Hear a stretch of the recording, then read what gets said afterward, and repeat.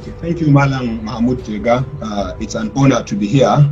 And in particular, I thank the organizers of this event for this opportunity, and to Her Excellency Zainab Shinkafi Bagudu in particular. I was so impressed at how she personally was coordinating with me. Now, I mean, like Malam Jega has said, I do speak on these issues very frequently, but it's mostly on Western media. And so I see this as a unique opportunity because I see it as a household meeting. And so I think it is good for us to tell ourselves some home truth because this is at home, and I think we need some truth. I am sure Marafan Sokoto, may Allah forgive him, and all our parents would want me to say the truth, even if I would disagree with some governors and government officials here. Now, the first issue is for me to start the way the Attorney General started, and I like the way he started. No Nigerian has any legal authority to start any agitation that will not contribute towards the development of this country. And I am very passionate about Nigeria. I want it to work. But the other side of the coin is that leaders would have to set example. If they want Nigerians to develop Nigeria, it has to start from the leadership in the country. And unfortunately, we are not seeing the kind of example we should see in the country. We are talking about insecurity today. We have listened to the data from the DSS. And it is right to say that Nigeria is facing an insecurity pandemic. It is facing an insecurity pandemic in which hundreds of Nigerians, literally hundreds of Nigerians, are killed every single month. We are talking about over 20,000 Nigerians in banditry and kidnapping only in the last 30 months if we are going by the DSS data. It is an endemic. Now, what have we got from the federal government and state governments? There is until today no consistent, clear, comprehensive policy framework on the situation on the northwest. The governor of Zamfara, he would say, is dialoguing, and he has his reasons for dialoguing. Kaduna State governor would say, no, I am not dialoguing. Katsina State will be dancing between dialoguing and fighting. Niger State would say, I have tried, but it won't work. And Zamfara State governor will come back and tell us it can still work. And there is no federal government to coordinate these responses and tell the states governments how to move. So there is no leadership in the security policy framework. And that's why we don't even know how to call them. We don't know whether they are criminals in the northwest, whether they are terrorists, or they are innocent merchants. The President Muhammadu Buhari last month said they are now treating them as criminals. What was the federal government treating them as before now?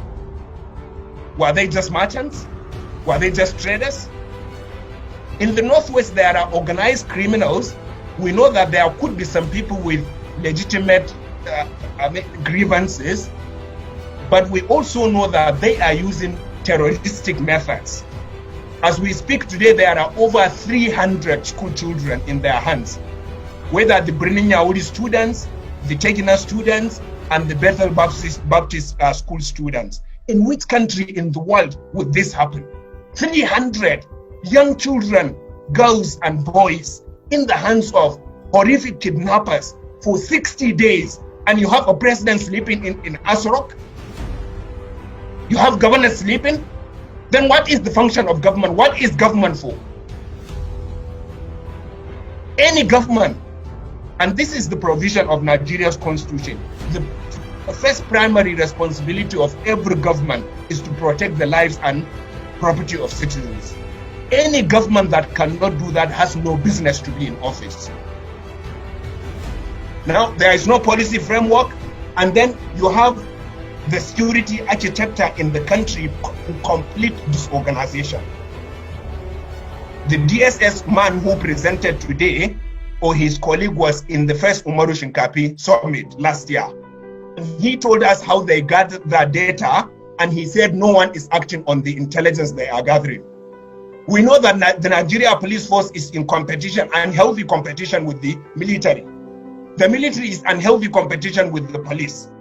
And there is nobody in the Nigerian federal government, there is no central body that is coordinating the 17 security agencies we have in the country to respond. So no policy framework, no central coordination, and so everybody is doing things on their own. And that's why we have governors like Governor Hope Ozodinma saying, let's go to vigilante. So what is the function of government? The essence of the social contract is for government to have monopoly of power, of violence. Now, if every community will set up their vigilante, then where are we heading? By the way, the Attorney General may correct me if I am wrong. Under Nigeria's law, vigilantism is illegal. And no state governor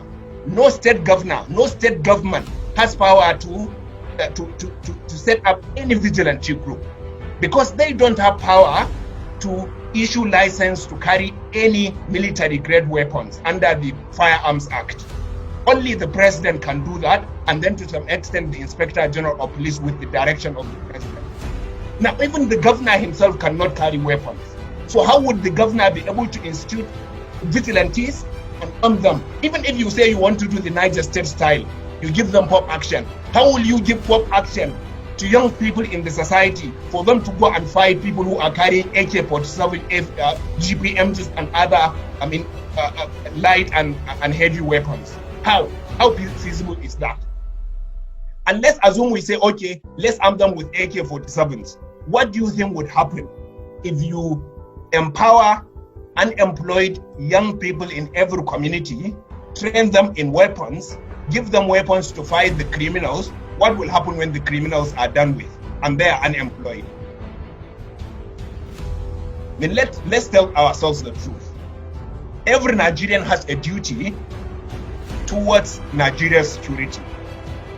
But the federal government has the sole monopoly of violence in Nigeria, and no Nigerian can carry weapons. So stop telling us to go and fight criminals and armed gangs and Boko Haram, because we can't do it. The federal government should rise up to its responsibility.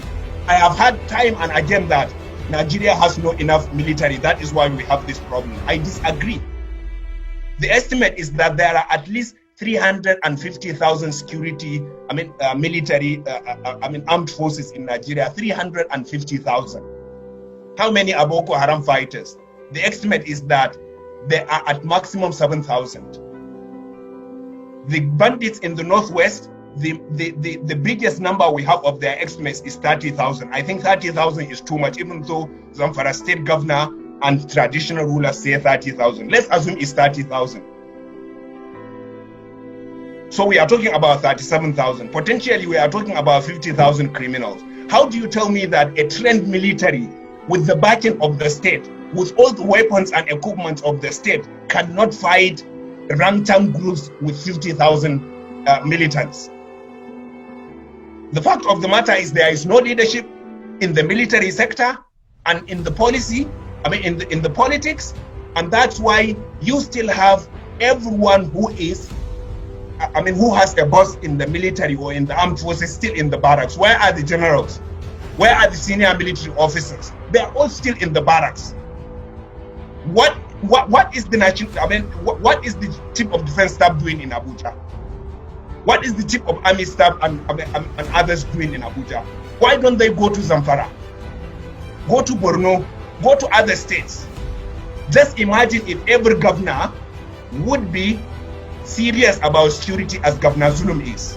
What do you think will happen? Let every governor be active, be serious, hold security to his heart just like Governor Zulum. What do you think will happen if every governor would do that? Zulum has not stopped the problem in Borno State.